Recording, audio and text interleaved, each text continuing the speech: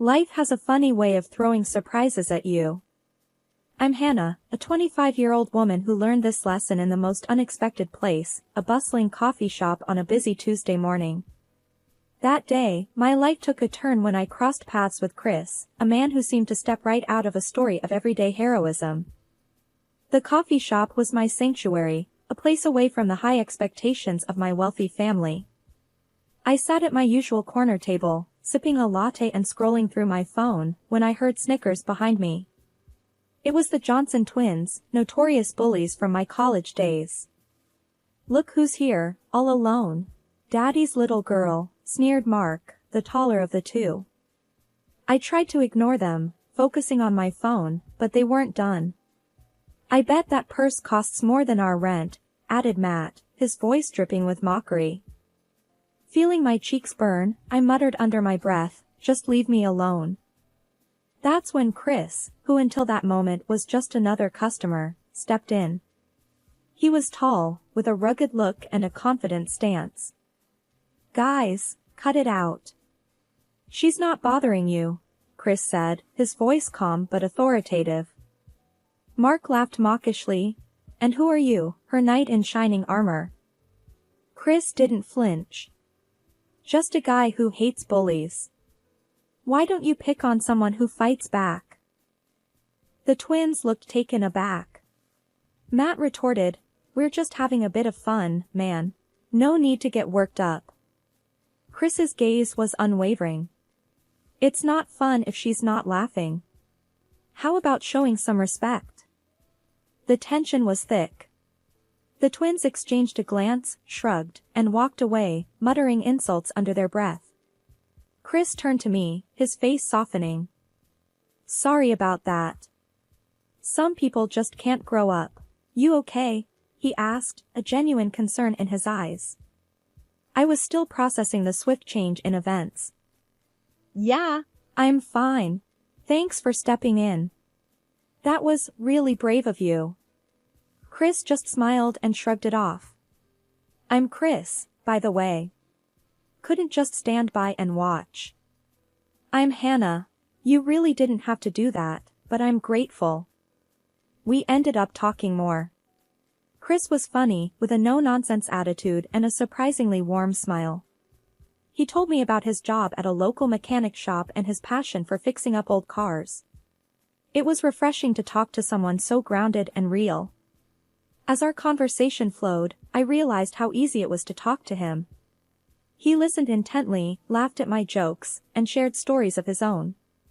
He had this effortless charm about him that was hard to ignore. When it was time to leave, I found myself wishing the conversation didn't have to end. Chris walked me to the door, and we exchanged numbers. As I walked away, I couldn't help but feel a sense of excitement. Meeting Chris felt like the beginning of something new and unexpected.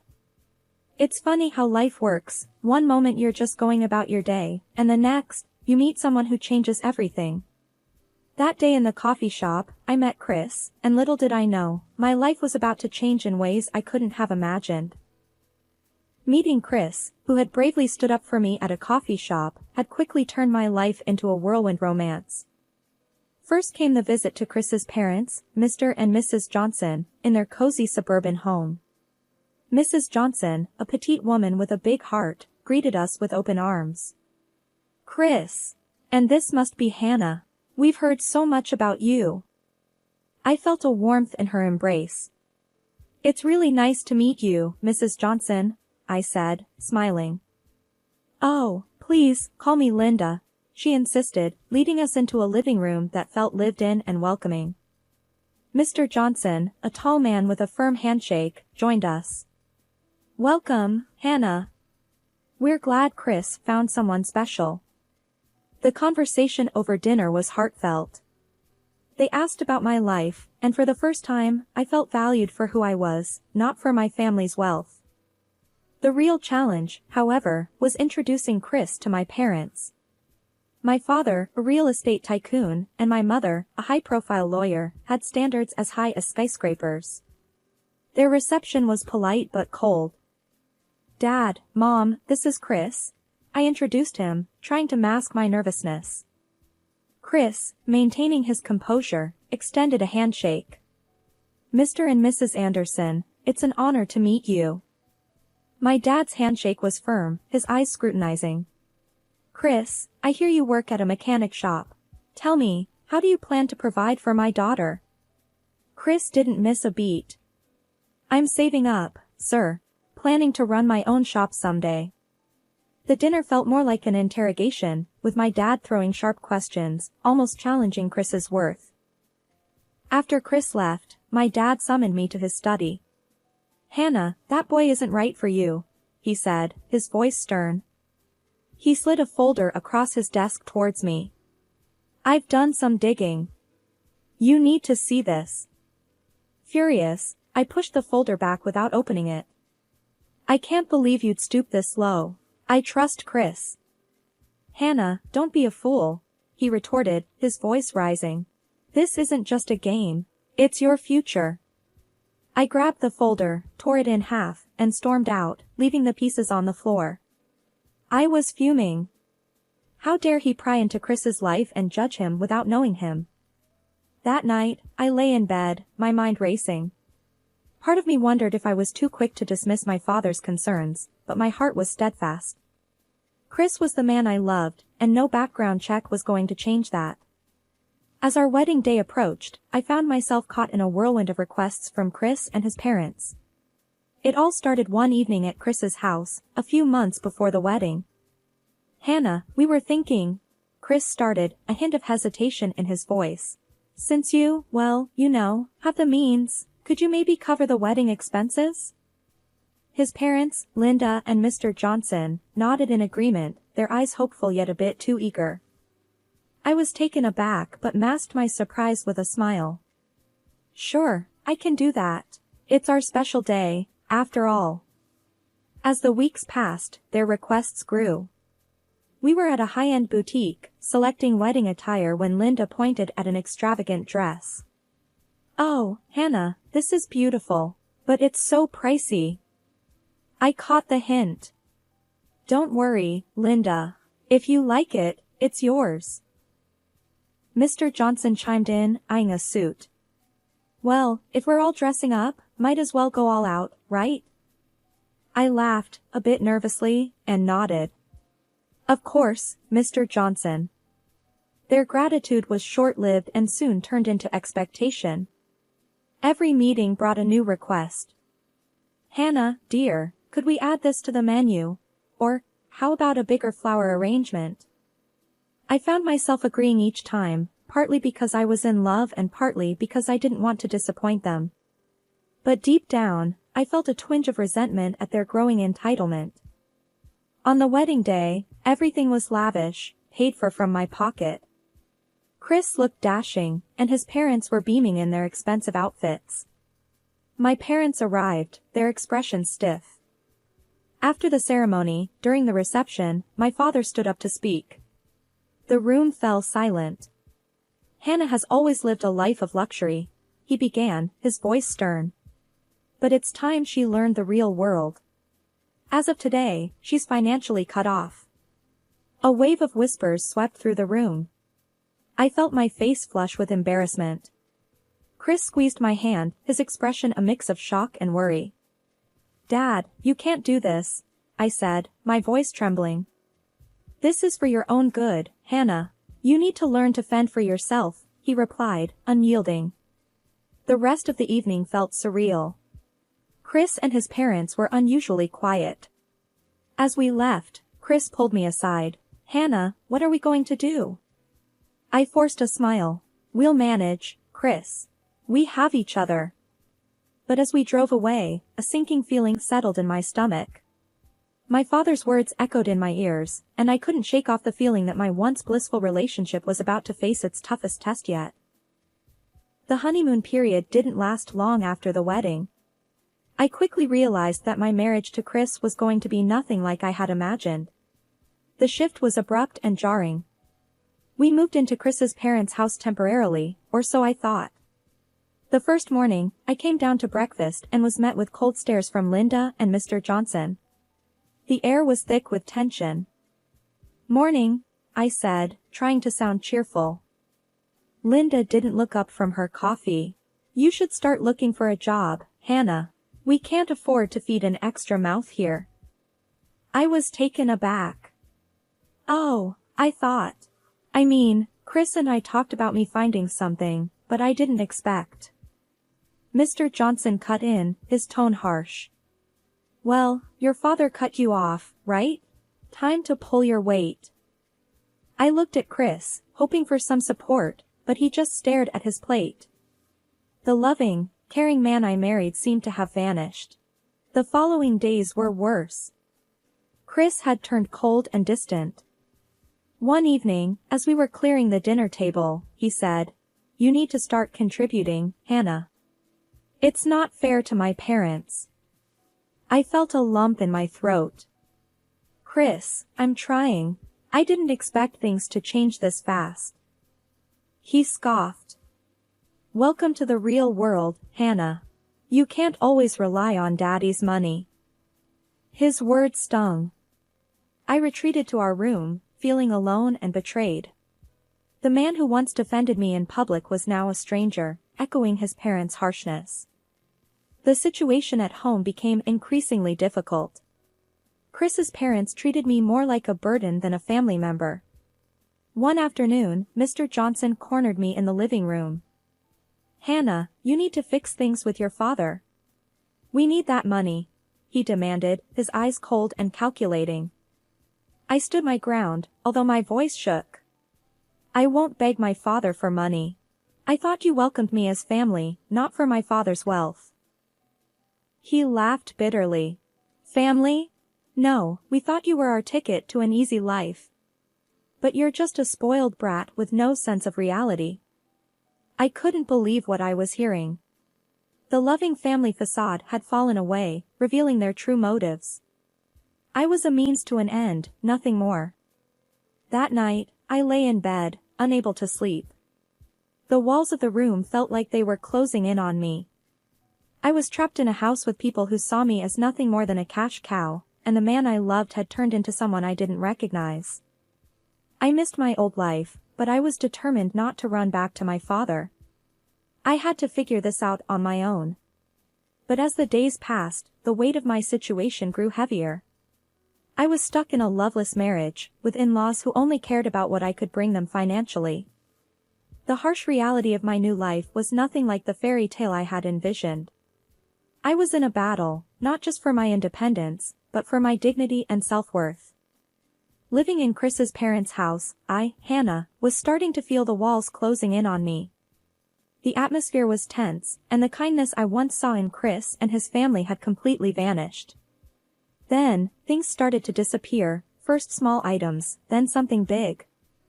One morning, I noticed my engagement ring wasn't on my bedside table where I usually kept it. Panicking, I searched the room, but it was nowhere to be found. Chris, have you seen my ring? I asked, trying to keep the worry out of my voice. He shrugged, not even looking up from his phone. Maybe you misplaced it. It'll turn up. But it didn't. A few days later, I confronted Linda about it. Linda, my engagement ring is missing. It's really important to me. Her response was cold, devoid of the warmth I once knew. Maybe you should be more careful with your things, Hannah. I couldn't believe her indifference. That ring was the last symbol of the love Chris and I shared, or so I thought. Then, more items started disappearing, a pair of earrings here, a designer handbag there. It was like pieces of my old life were being erased, one item at a time. One evening, I caught Linda rummaging through my closet. What are you doing? I demanded, my voice shaking with anger. Linda turned, a pair of my shoes in her hand. We need money, Hannah. These things are just sitting here. I was shocked. You're selling my things? How could you? Chris walked in, overhearing the confrontation. Hannah, we're struggling here. You can't just expect to live off us. I stared at him, disbelief and hurt welling up inside me. So, you're okay with this? With your parents selling my belongings? He avoided my gaze. We have to get by somehow. I felt betrayed and alone. The people I once called family were now treating me like an ATM, disposing of my possessions without a second thought. Night after night, I lay awake, wondering how my fairy tale romance had turned into this nightmare. I was living with people who saw me as nothing more than a source of income. My love, my trust, my belongings, all were being taken from me, piece by piece. It was a harsh awakening. The life I had known, the love I had cherished, all seemed like a distant dream. I was trapped in a reality where I was nothing more than a means to an end, and my heart ached with the weight of this cruel revelation. The days at Chris's parents' house grew longer and darker for me. I was struggling to grasp the reality of my situation. I felt isolated, with my belongings disappearing and the family I married into showing their true colors. But nothing prepared me for the chilling discovery I was about to make. It was a late evening, and I was heading to the kitchen for a glass of water when I overheard hushed voices from the living room. Curiosity piqued, I tiptoed closer. It was Chris, Linda, and Mr. Johnson, talking in low, urgent tones. "We need to figure something out, and fast," Chris was saying, his voice laced with frustration. Linda chimed in, "We're at our wits' end.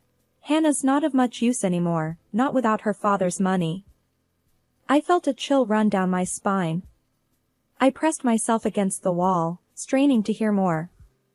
Mr. Johnson's voice was gruff. "We could try reaching out to her father, make up some story. Maybe a health scare, something that'll make him open his wallet." My heart pounded in my chest. Were they really plotting to extort money from my father by lying? Chris's response was even more shocking. "No, he won't buy it. We need something more convincing. Maybe if something were to happen to Hannah, an accident, he'd be more inclined to help." I couldn't believe what I was hearing. My husband, the man I loved, was suggesting putting me in harm's way to get money. Linda's voice was cold. "That might work. Her father would have to pay up then." I felt sick to my stomach. Trembling, I backed away from the door, my mind racing. This wasn't just betrayal, it was a threat to my safety. The next morning, Chris found me in the kitchen, his demeanor oddly calm. "Hannah, you look stressed. Everything okay?" I masked my fear, opting to keep my knowledge of their plan to myself. "Just a headache," I lied. Chris's eyes narrowed slightly. "You know, your phone is pretty valuable. We could sell it for some extra cash." Panic surged through me, but I had to think fast. "Actually, I was thinking, maybe I could call my dad. Ask him for some money." Chris's expression changed to one of interest. "Really? You'd do that?" I nodded, trying to keep my voice steady. "Yes, I'll talk to him. Just let me keep my phone for now." He eyed me for a moment, then shrugged. "Fine. But make it quick. We need the money." I nodded, relief washing over me. Keeping my phone meant I had a lifeline, a way to get help. As Chris walked away, I realized the gravity of my situation. I was in a house with people who saw me as nothing more than a cash cow, willing to go to any lengths to get what they wanted. That day, I understood the true colors of the man I married and his family. They were not the loving, caring people I thought I knew. Instead, they were predators, ready to sacrifice my well-being for their gain. Trapped in a house with people plotting against me, I was gripped by fear and desperation.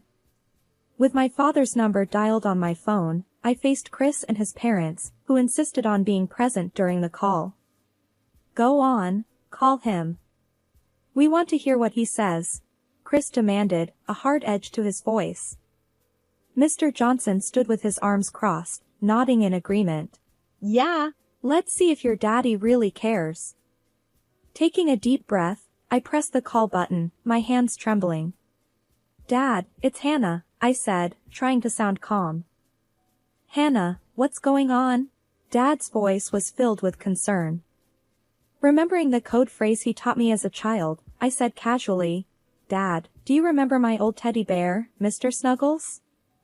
I really miss him. There was a brief silence on the other end. Yes, I remember. Don't worry, we'll take care of it, Dad replied, his voice now stern with a hidden urgency. Chris and his parents looked at each other, confused by our cryptic exchange.